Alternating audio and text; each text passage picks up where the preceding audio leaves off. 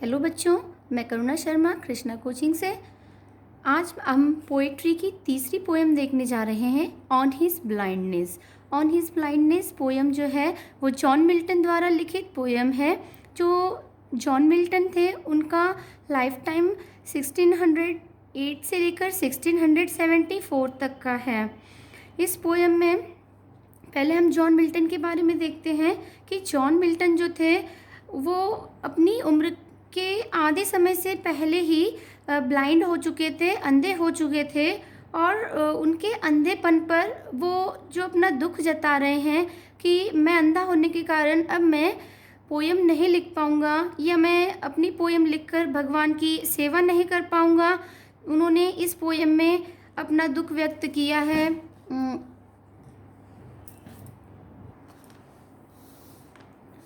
चलिए हम पोएम को लाइन बाय लाइन पढ़ते हैं। अभी जॉन मिल्टन द्वारा लिखित पोएम है ऑन हिज ब्लाइंडनेस। इस पोएम में अब लाइन टू लाइन हम इस पोएम को देखते हैं।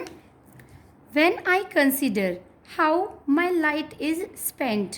देखिए यहाँ पर कंसिडर का अर्थ है कि सोचता हूँ या विचार करता हूँ। व्हेन आई कंसिडर, जब मैं विचार करता हूँ। How my light is spent, light is spent का अर्थ है आँखों से रोशनी चली गई, आँखों से रोशनी चली गई। तो जब मैं विचार करता हूँ कि कैसे मेरी आँखों से रोशनी चली गई। Ere half my days in this dark world and wide.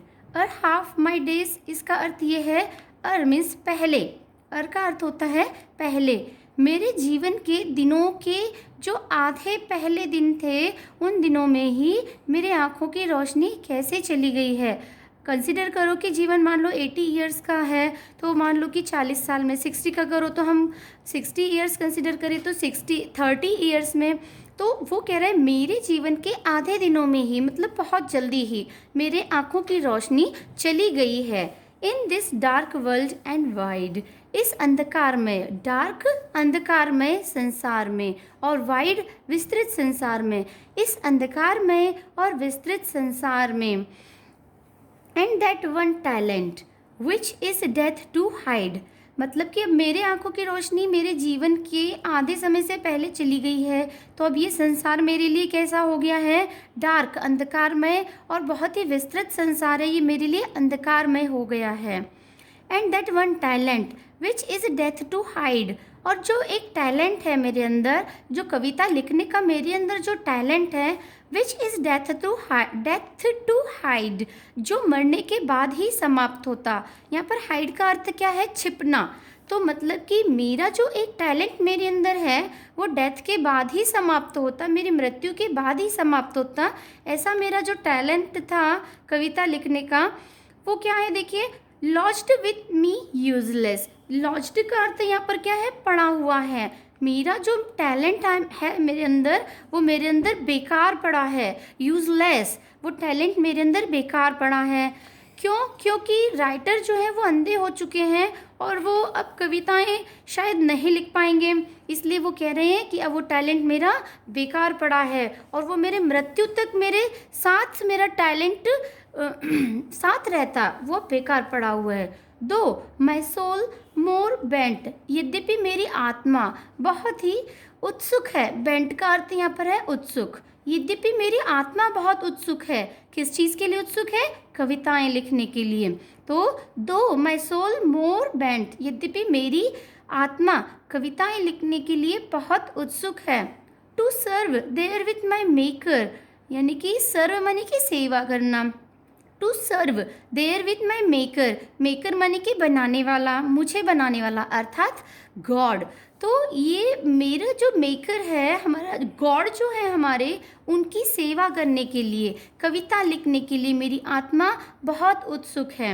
And present my true account lest he returning chide, जब make and present my true account, जब मेरा मेकर जो है, मेरे बनाने वाले अर्थात गॉड, जब मेरा ट्रू अकाउंट प्रेजेंट करेंगे, इसका अर्थ ये है कि मेरा सच्चा जो लेखा जोखा है वो जब प्रस्तुत करेंगे, मेरा सच्चा लेखा जोखा प्रस्तुत करेंगे, लिस्ट ही रिटर्निंग चाइल्ड, कहीं ऐसा ना हो, लिस्ट का अर्थ क्या है, कहीं ऐसा ना हो, ही रिटर्निंग चाइल्ड, वो मुझे डांट के फटकार के वापस ना कर दे।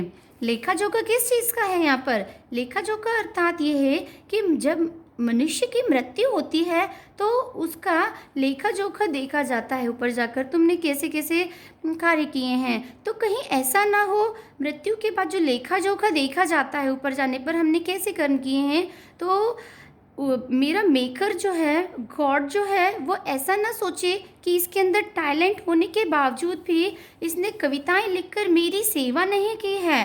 तो भगवान मुझे ऐसा सोचकर, मेरे बारे में ऐसा सोचकर कहीं मुझे डांट कर फटकार कर वापस ना भेज दें। लिस्ट का अर्थ कैसा होता है, देखिए, कहीं ऐसा ना हो, ताकि ऐसा ना हो। तो लिस्ट का मतलब नेगेटिव में निकलता है, कहीं वो डांट कर फटकार कर मुझे वापस ना भेज दें। इस तरीके से पहले पैराग्राफ में आपने देखा होगा कि राइटर के मन में अंधा होने के बाद कैसी कैसी फीलिंग्स आ रही हैं कि कहीं भगवान मुझे डांट कर फटकार कर वापस नहीं भेज दे। तो ये सारी फीलिंग्स उनकी पहले पैराग्राफ में दिखाई गई हैं और उनके मन की स्थिति बहुत ही कन्फ्यूज़न में है। तो इनके मन की स्थिति अलग अलग पैराग्राफ में अलग अलग दिखाई गई हैं। अब देखिए, ये पहले पैराग्राफ यहाँ पर कंप्लीट हो चुका है। अब हम देखेंगे दूसरा पैराग्राफ। यहाँ पर लिखा हुआ है, doth God exact day labour light denied. Doth का देखिए, डोथ का अर्थ होता है डज, और इस लाइन के अंत में आपने क्वेश्चन मार्क देखा होगा, यहाँ पर देख रहे हैं। तो इस क्वेश्चन मार्क का में है, मतलब एक क्वेश्चन पूछा गया है। राइटर यहाँ पर कह रहे हैं कि doth God exact day labour light denied. Light denied मतलब कि यहाँ अंधे लोगों से अर्थ है अंधे लोग। क्या भगवान अंधे लोगों से भी परिश्रम की उम्मीद रखता है? एग्जैक्ट यानी कि यहाँ पर एग्जैक्ट मीन्स आशा करना। यहाँ पर क्या है, आशा करना। क्या भगवान आशा करते हैं कि अंधे लोग भी परिश्रम करें? अर्थात ये अपने ऊपर, अब इनका व्यू जो है, पहले ये था कि वो पहले ये कह रही थी कि भगवान कहीं ऐसा ना हो कि मैंने सेवा नहीं की है तो भगवान कहीं मुझे फटकार कर वापस ना भेज दें। लेकिन उनका दूसरा मन क्या कहता है, क्या भगवान अंधे लोगों से भी कठोर परिश्रम की आशा करते हैं? I fondly ask but patience to prevent. मैंने मूर्खतापूर्ण पूछा, but patience to prevent. Patience क्या होता है, धैर्य। पेशेंस धैर्य, और प्रिवेंट का अर्थ है रोकना। बट पेशेंस टू प्रिवेंट, परंतु मेरा धैर्य मुझे रोकता है। पहले तो प्रश्न मन में आता है कि भगवान अंधे लोगों से भी क्या इस प्रकार की प्रार्थना, इस प्रकार की उम्मीद करता है, इस प्रकार की आशा करता है, परंतु मेरा धैर्य मुझे रोकता है। That murmur soon replies God doth not need either man's work or his own gifts.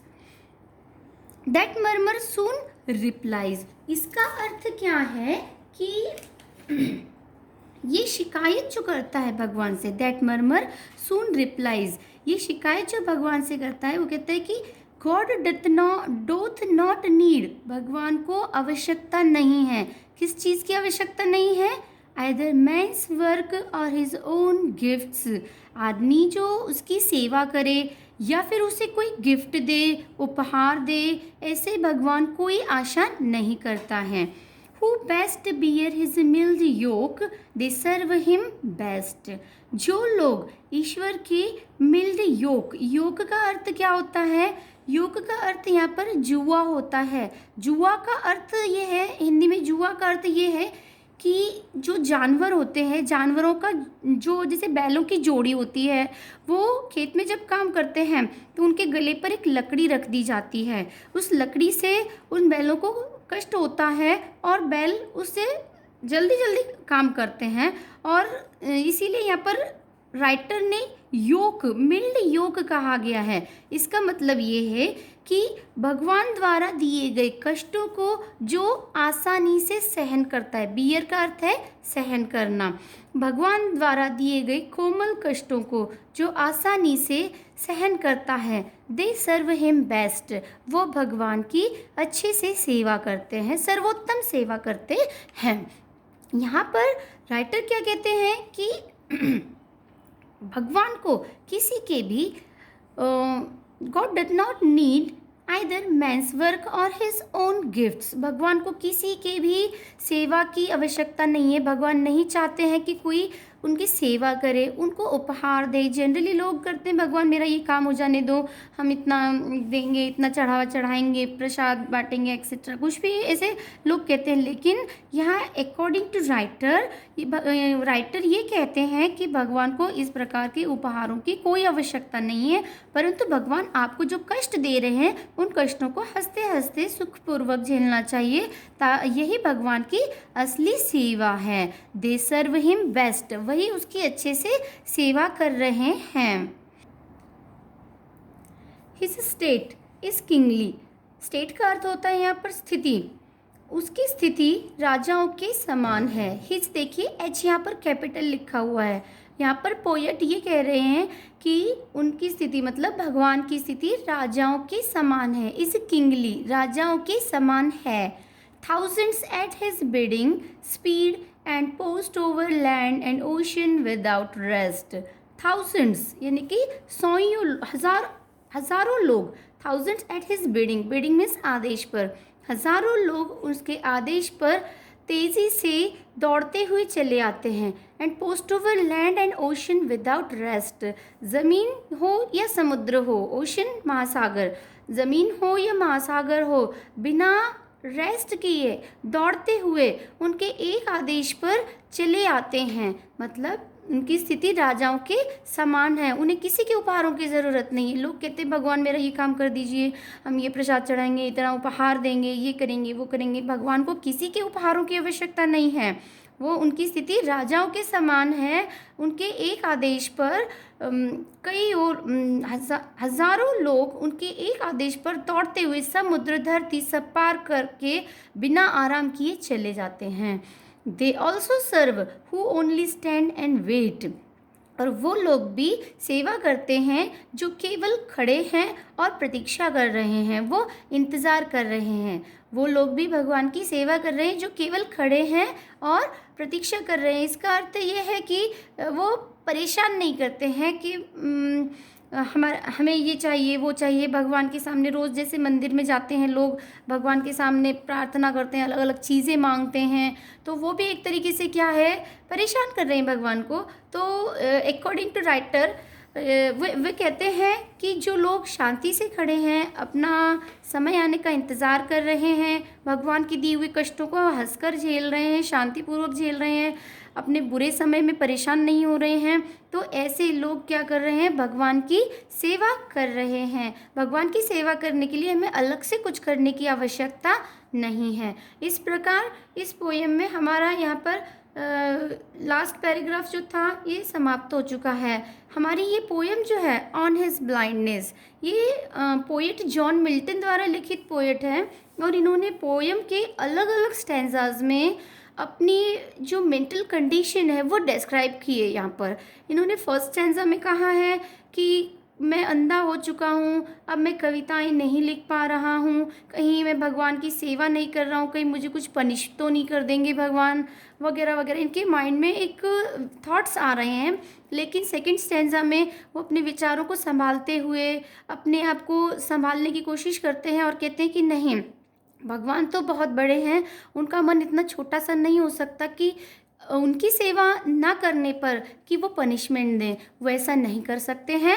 वो उनके एक आदेश पर ही कई लोग दौड़ते हुए चले आते हैं, तो उन्हें मेरे जैसे अंधे और लाचार व्यक्ति से सेवा करवाने की कोई आवश्यकता नहीं है। बस अगर हम शांति से बैठे रहें और भगवान द्वारा जो हमें पनिशमेंट दी गई है उसको हम शांति से झेलते रहें, तो यही भगवान की सर्वोत्तम सेवा है। इन कविताओं की इन लाइनों द्वारा कवि हमारे सामने यही कहना चाहते हैं। इस प्रकार से हमारी पोएम यहाँ पर ख़त्म हो गई है। और अगर आपको मेरे द्वारा पढ़ाई गई ये पोएम अच्छी लगी हो तो आप मुझे कमेंट बॉक्स में ज़रूर बताएं, कैसी लगी है ये बताएं, और मेरी चैनल को सब्सक्राइब करना ना भूलें। सब्सक्राइब करें, शेयर करें, और मेरी कविताओं में जो भी कोई आपको कमी लगती है या अच्छी लगती है, आप मुझे कमेंट बॉक्स में ज़रूर बताएं। Thank you.